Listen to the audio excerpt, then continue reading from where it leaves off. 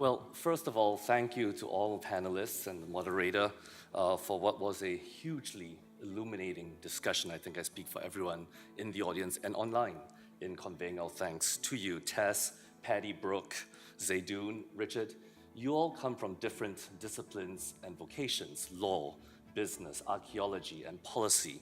And the frisson that has emerged from your discussion, I think, has both invigorated us and illuminated us. So thank you for that.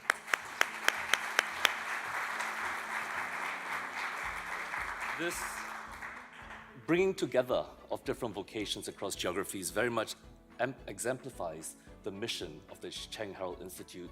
So thank you for being part of our inaugural event. I also wanted to note what was particularly exciting to me was in this panel, there were reports of action steps that have been taken and that will be taken. So Zaydun, you talked about the recovery of the R1 Temple tablet. What great news that was to announce at this panel. Richard, you talked about the rebuilding of the Mosul Temple to be publicly announced next month. And of course, Brooke, thank you for breaking the news of the potential collaboration between Cerberus and the Cheng-Harrell Institute to explore creating metrics for business, to implement and assess the international aspirations for cultural property protection. This exploration of a concrete project to transform words into action, which Brooke announced, is the best soft launch for the Institute that we could have hoped for because it amplifies the melding of intellectual discourse with practical action. And this problem-solving attitude very much exemplifies the ethos of the Institute. Importantly, thank you to all of our guests here.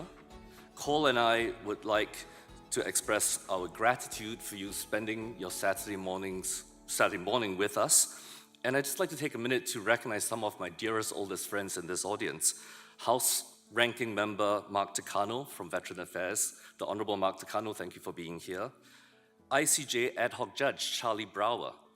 The past two executive directors of ASIL, Betsy Anderson and Mark Agrast.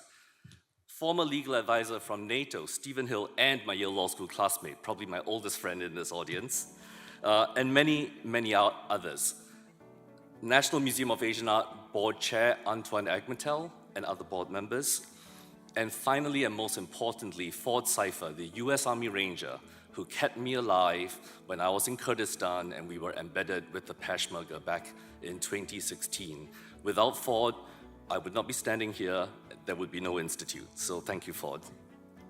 And of course, online to our audiences joining us at all times across the world, thank you for staying up or staying up late or getting up early. And certainly much gratitude to the Smithsonian for convening this with us, as well as the American Society of International Law and my new friend Michael Cooper for being a stalwart in this project. The Institute will be announcing further programs in the coming weeks and months. But for now, I'd just like to express my personal gratitude and friendship and thanks to ASIL and the National Museum of Asian Art for collaborating with the Institute on this event. I have been long associated with both ASIL and the National Museum for many, many years, and it pleases me to no end that the inaugural event of the Institute sprung from the warm bosom of these two august institutions, which I care so much for. Finally, putting on my hat as board member of the National Museum of Asian Art, it is my distinct pleasure to invite you all who are here in person to continue enjoying the galleries and exhibitions upstairs.